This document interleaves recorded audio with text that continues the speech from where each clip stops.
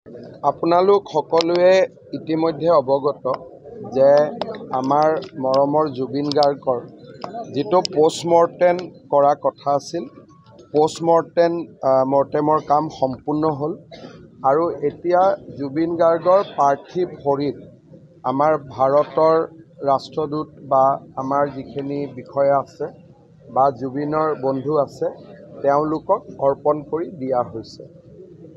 ইয়াৰ next ষ্টেপটো হ'ল তেখেতক আমি পাৰ্থিৱ শৰীৰক আমি দিল্লীলৈকে লৈ আহিম আৰু দিল্লীৰ পৰা এখন বিশেষ বিমান যোগে আমি তেখেতক গুৱাহাটীলৈকে লৈ আহিম। গুৱাহাটীত অহাৰ সময়টো আমি আপোনালোকক জনাম। গুৱাহাটীত আহিলে প্ৰথম পাৰ্থিৱ শৰীৰ জুবিনৰ ঘৰলৈকে আহিব। সেইখিনি সময়ত আমি বিচাৰিম যাতে কোনো ৰাইজ তাতে নাথাকে, কাৰণ জুবিনৰ পৰিয়ালটোৱে একান্তভাৱে অলপ সময় কটোৱাৰ সেইটোৱে শেষ সময়। কাৰণ এবাৰ সৰু সজাইত অহাৰ পিছত পৰিয়ালে জুবিনৰ লগত সময় কটাব নোৱাৰিব। গতিকে জুবিনৰ পৰিয়ালে আমাৰ পৰা বিচাৰিছে যে জুবিনৰ পাৰ্থিৱ শৰীৰ জুবিনৰ ঘৰলৈকে আহক আৰু জুবিনৰ 85 বছৰীয়া পিতৃ বা আন পৰিয়ালৰ খুব যিখিনি পৰিয়ালৰ লোক তেওঁলোকে যাতে অলপ নিবিড় মুহূৰ্ত তাতে কটাব পাৰে। তাতে 1 ঘণ্টা সময় থাকিব আৰু সেইখিনি সময়ত আমাক বেয়া পাব নালাগে। আৰক্ষীয়ে আমি কৈছোঁ যাতে জুবিনৰ পৰিয়ালে জুবিনৰ লগত অন্তৰংগ সময় অলপ কটোৱাৰ পৰিৱেশ এটা যাতে সৃষ্টি কৰি দিয়ে। তাৰপিছত আমি সৰু সজাইলৈকে তেখেতক লৈ আহিম আৰু আমাৰ ইণ্ডোৰ ষ্টেডিয়ামৰ সন্মুখৰ যিখিনি জেগা আছে তাতে আমি জুবিনৰ পাৰ্থিৱ শৰীৰ ৰাখিম। যদি বহুত বেছি বৰষুণ আদি হয় তেতিয়াহ'লে কণ্টিজেঞ্চি হিচাপে এই জেগাটো আমি ৰাখি থৈ দিম, কিন্তু এইটো বিকল্প। তাতে আমাৰ ব্যৱস্থা হ'ব। তাৰ পিছফালে জুবিনৰ পৰিয়ালে থাকিব পৰা অলপমান ব্যৱস্থা কৰি দিয়া হ'ব। একেবাৰে নিকট বা খুব আত্মীয় মানুহখিনি অলপ চকীত বহিব পৰা ব্যৱস্থা কৰি দিয়া হ'ব। আমাৰ য'ত হেলিপেড আছে, যিসকল ৰাইজে অলপ বেছি দেৰি থাকিব খোজে সেই জেগাটো আমি ডেভেলপ কৰিম।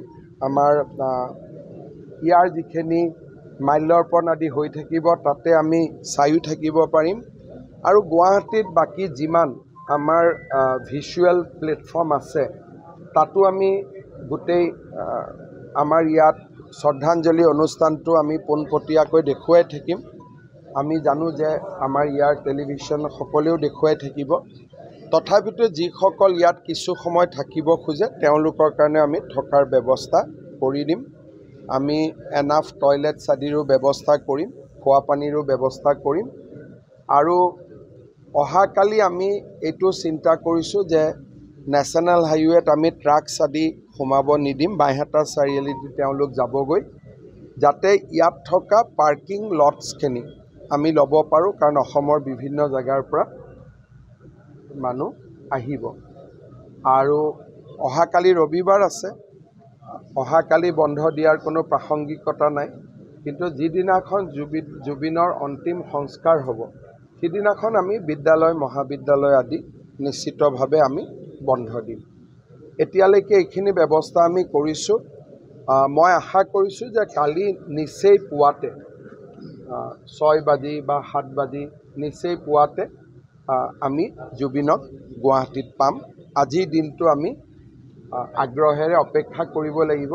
মই চেষ্টা কৰিছিলোঁ আজি আনিবৰ কাৰণে, ছিংগাপুৰৰ কৰ্তৃপক্ষকো কৈছিলোঁ যে পোষ্টমৰ্টেম নকৰাকৈ পঠিয়াবৰ কাৰণে, কিন্তু অসমত যিহেতু তদন্তৰ কথা এটা আহিলে বা এজাহাৰ আদিও আহিলে, তাৰ পৰিপ্ৰেক্ষিতত আমি পোষ্টমৰ্টেমটোক খুব বেছি না কৰিবৰ কাৰণে আমি সুবিধা নাপালোঁ, কাৰণ ছিংগাপুৰ কৰ্তৃপক্ষও অলপ সচেতন হৈ গ'ল।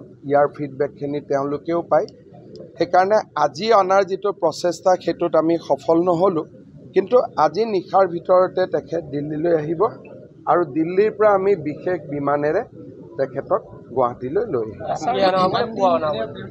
আমি দিল্লীত তেওঁ যেতিয়া দিল্লীত আহিব ইখন ফ্লাইটৰ পৰা ইখন ফ্লাইটলৈকে আহোঁতে খুব বেছি 1 ঘণ্টা সময় লাগিব। গতিকে দিল্লীত অহাৰ লগে লগে উইদিন 1 hour তেখেতক আমি লৈ আহিম ডিপেণ্ড কৰিব ছিংগাপুৰৰ পৰা দিল্লীত কেইটাত আহি পায় সেইকাৰণে আমাৰ যিখিনি ফেন বা আমি গুণমুগ্ধ তেওঁলোকে ৰাতিপুৱা 6 বাজি 7 বাজি বুলি ভবাই ভাল যদি নিশা আহেও আমি জুবিনৰ পৰিয়ালৰ সৈতে থকাৰ সুবিধা কৰি দিম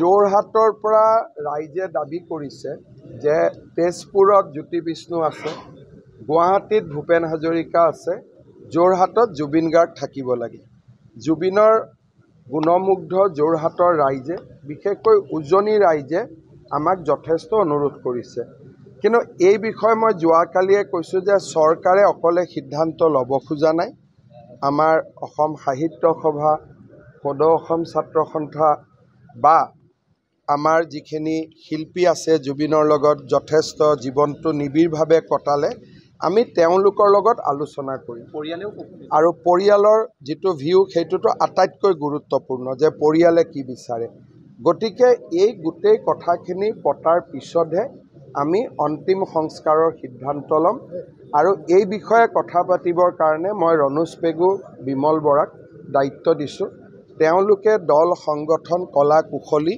সকলোৰে লগত কথা পাতিব আৰু আমি জুবিনৰ ক্ষেত্ৰত কোনো সিদ্ধান্ত চৰকাৰীভাৱে নকৰি ৰাইজৰ দ্বাৰা আমি কৰিব খুজিছোঁ যাতে ৰাইজে বিচৰা মতে আমি কৰিব পাৰোঁ সেইটো চব সিদ্ধান্ত এইটোৱে যে আমি কাকো বাধা নিদিওঁ যিমান সময়লৈকে মানুহ আহি থাকিব সিমান দিন আমি ৰাখিব পাৰোঁ কিন্তু যিহেতু এমব্লেম হৈ আহিব শৰীৰটো কিমান সময় থাকিব পাৰিব ডাক্তৰে আমাক ক'ব ধৰক যেতিয়া আমি সংস্কাৰলৈকে লৈ যাওঁ তেতিয়ালৈকে যদি বডিটো একেবাৰে বেয়া অৱস্থাত হয় তেতিয়াও মানুহে বেয়া পাব সেইকাৰণে এইটো নিৰ্ভৰ কৰিব চিকিৎসকসকলৰ ওপৰত ছিংগাপুৰত এতিয়া তেওঁৰ এমব্লেমৰ কাম চলি আছে সি কিমান দিন শৰীৰটোক প্ৰটেক্ট কৰিব পাৰিব এতিয়া আজিতো আহোঁতে 24 ঘণ্টা হৈ যাব ইয়াতে 24 ঘণ্টা থাকিলে 48 ঘণ্টা আমি ক'লোঁ আৰু এদিন বঢ়াই দিয়ক 72 ঘণ্টা যদি যোৰহাটত লৈ যাব লাগে আৰু 6 ঘণ্টা ইমান দেৰি শৰীৰটোৱে থাকিব পাৰিব নাই গতিকে এইটো যিটো আমাৰ ডক্টৰসকলে আমাক যেনেকৈ ক'ব যে ইয়াৰ পিছত থাকিলে শৰীৰটোক আমি সংস্কাৰৰ সময়ত একেবাৰে নাপামগৈ গতিকে এই বস্তুটো ডিপেণ্ড কৰিব ছিংগাপুৰে কেনেকৈ শৰীৰটোক এমব্লেম কৰি পঠিয়ায় আৰু কিমান দিন শৰীৰটোক আমি ৰাখিব পৰা পৰ্যায়ত থাকোঁ